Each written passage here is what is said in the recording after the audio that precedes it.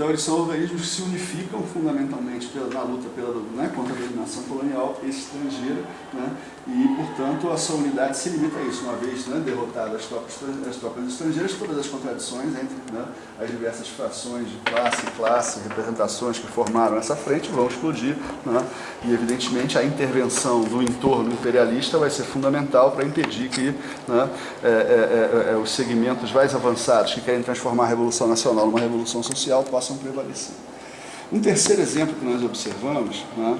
Depois vamos analisar algumas características comuns a todos eles e vamos começar a observar um pouco o que está acontecendo agora. Um terceiro exemplo importante é o seguinte, né?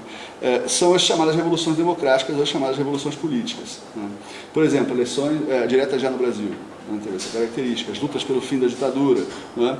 Como ocorre agora, por exemplo, no mundo árabe, as sucessivas quedas de governo, como ocorreu na Argentina em 2001, as diversas lutas que se realizaram, né, na América Latina nos anos 70 e nos anos 80 contra as ditaduras, né, e assim por diante, né? São digamos assim, as revoluções políticas que têm características semelhantes às revoluções nacionais, porque elas unificam, né, diversas classes e frações de classe, né, e as suas representações políticas, né, e têm, na verdade, convergem, né, fundamentalmente em torno da restauração das liberdades democráticas que foram em algum momento suspensas, né, e revogadas devido ao acirramento, né, da luta entre as classes sociais antagônicas. Nós temos também, digamos assim, um quarto caso que nós podemos dizer geral, né, quando os trabalhadores têm os seus direitos ameaçados por planos, né, da burguesia imperialista, como, por exemplo, ocorre na Europa, desde 2009, né, Grécia, Espanha, Portugal, no centro, né, mas que não conseguem, diferentemente dos outros casos apontados, não conseguem se dirigir diretamente à disputa pelo poder. Um quinto caso, que é o subcaso desse quarto caso, né? Quando os objetivos e a base social desses movimentos é mais limitada, né, eles não têm a amplitude necessária para se desenvolver na forma das revoluções. Por exemplo, né, grandes movimentos de massa que se realizam em função da necessidade de derrubar uma lei que retire direitos dos trabalhadores. Por exemplo, França, 95, greve nacional contra a reforma da Previdência. Brasil, 2003, numa escala menor, greve nacional do serviço público contra a reforma da Previdência, envolvendo o setor público. Chile, dos últimos anos, lutas envolvendo estudantes, professores, contra a privatização do ensino. Ou, de outra maneira, luta dos povos originários ou camponeses, geralmente em torno da terra, das condições da sua existência. Ou seja, são movimentos, vamos dizer assim, de massa, mas de setores da população com a base social mais limitada e, portanto, com, a partir dessa limitação, uma dificuldade para que eles possam, de certa maneira, se desenvolver na forma plena, de uma revolução, que implica fundamentalmente a fratura radical do país entre as classes sociais antagônicas, na perspectiva de uma revolução social, ou, pelo contrário, a unificação de amplos setores, no caso das revoluções políticas ou nacionais, em torno ou de objetivos democráticos ou de objetivos de libertação nacional. Evidentemente que muitas revoluções democráticas e nacionais elas se tornaram, ao longo do século XX, revoluções, começaram como revoluções políticas, como revoluções nacionais e se tornaram revoluções sociais. E isso acontece fundamentalmente quando as reivindicações que estão colocadas pelo movimento, elas não podem ser nem sequer parcialmente atendidas, pelo regime ou pelo sistema, e, portanto, ao invés o bambu vai vergando até a hora em que ele, de fato, quebra.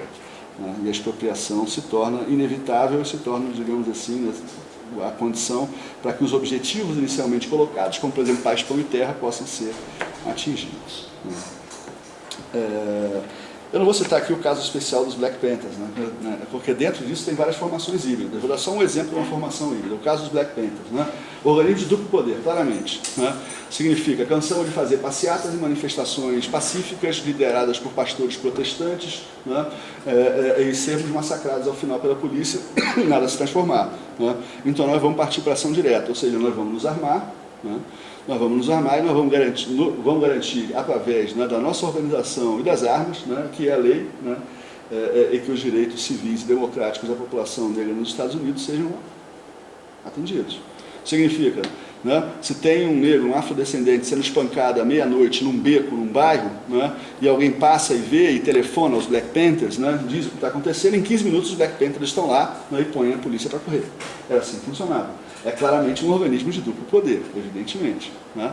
E que dependia, obviamente, como todo organismo de duplo poder, da sua densidade e capilaridade, né, na população. Mas como a base social dele era limitada, o seu objetivo era limitado, nós podemos ver, né, que um caso de um organismo de duplo poder, um organismo revolucionário de duplo poder, que, na verdade, não se coloca propriamente a perspectiva da revolução devido à sua base social e, consequentemente, seus objetivos serem relativamente limitados. É óbvio que uma cartografia como essa pode, deve ser ampliada, eu não tenho tempo, mas eu estou montando ela, vocês vão ver já por quê, né? Eu comecei a pensar na estrutura agora à tarde, né, como uma maneira de organizar um pouco as ideias e poder tirar algumas conclusões sobre o que está acontecendo. Né? Mas com base no quê? Com base que na história, né, você não tem a história não é um movimento, vamos dizer assim, né? Nós não podemos considerar que o que nós vivemos hoje é absolutamente singular e que nada do que vivemos no passado pode servir para explicar o que vivemos hoje. Esse tipo de atitude política e metodológica é um erro completo, porque a história necessariamente ela é continuidade na descontinuidade e descontinuidade na continuidade. Então nós temos que encontrar alguns elementos que permitam caracterizar, né, a dinâmica geral dos processos revolucionários, pelo menos nos últimos 100 anos, pelo menos nos marcos, né, da sociedade capitalista, para poder nos aproximar das características que estão colocadas, né, para serem interpretadas aí, né, como características desses movimentos e as debilidades, né, que apresentam esses movimentos e as estratégias que me parecem, né, que nós devemos adotar para fazer com que eles se desenvolvam. Né. Então, concluindo essa caracterização rápida, né, esses movimentos, né, eles evidentemente podem ou não, né, a partir do momento em que eles deixam de ser rebelião e atingem algum estágio de organização, né, eles podem ou não se desenvolver até derrubar o governo, né, ou mesmo o regime político, no caso da passagem de uma ditadura a um regime democrático burguês. Eles podem ou não se desenvolver até ser vitoriosos como uma revolução nacional contra a dominação estrangeira. Nesse caso, geralmente, eles conseguem se desenvolver até serem vitoriosos, como a história demonstra. E no primeiro caso, também. Né? O problema é que não necessariamente, óbvio, né, uma revolução nacional ou uma revolução democrática, ou que é uma revolução política, né, ela ultrapassa o umbral da revolução social. Né, porque ela é composta, vamos dizer, né, por setores absolutamente, né, que têm interesses antagônicos e contraditórios no interior do movimento. Né, o que acontece é que quando o objetivo democrático ou o objetivo nacional é atingido, o movimento deixa de ter unidade, né, e aí, evidentemente, quem vai decidir é a correlação de forças, né, entre as classes subalternas e seus objetivos, digamos, mais radicais, que podem ir na direção da expropriação, e os setores mais privilegiados da sociedade, que, de certa maneira, utilizaram o movimento para conseguir alguns objetivos relativamente limitados, e a partir de um certo momento, né, atuam para interromper. Elas podem, em terceiro lugar, né, podem chegar ao poder e formar governos.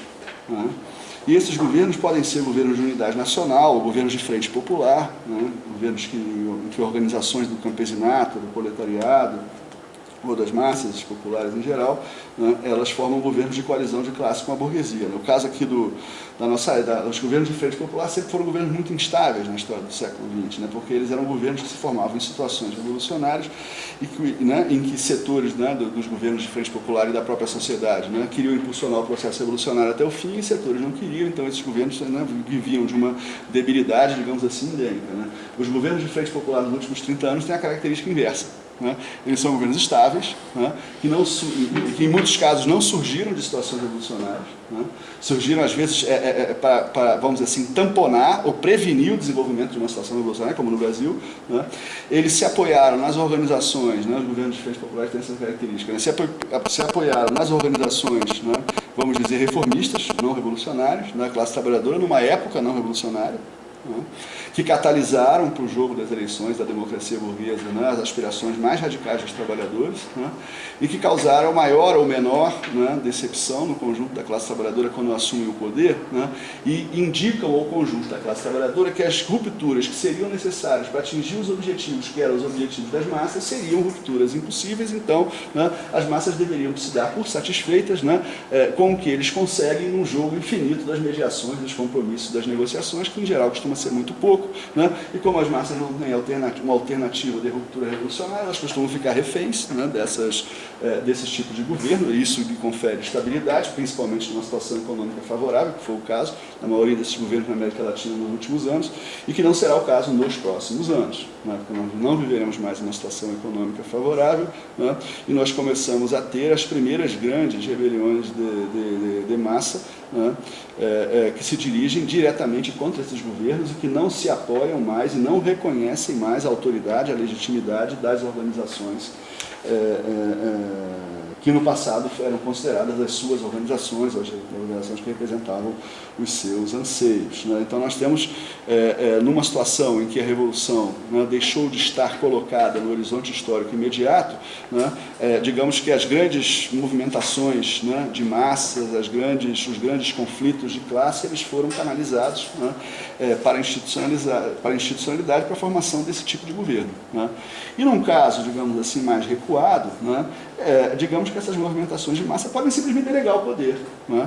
Ou seja, eleger na próxima eleição um candidato que conseguir dialogar mais facilmente com elas, o que acontece geralmente quando, né, esse país tem pouca densidade de organização. O que acontece no mundo árabe, por exemplo, hoje? Pouca densidade de organização, né? Você precisa ver o egípcio que a gente trouxe aqui um tempo atrás, fazer uma discussão, né? No Egito simplesmente não existem organizações como centros acadêmicos, diretórios centrais de estudantes, sindicatos livres ou coisa parecida há décadas.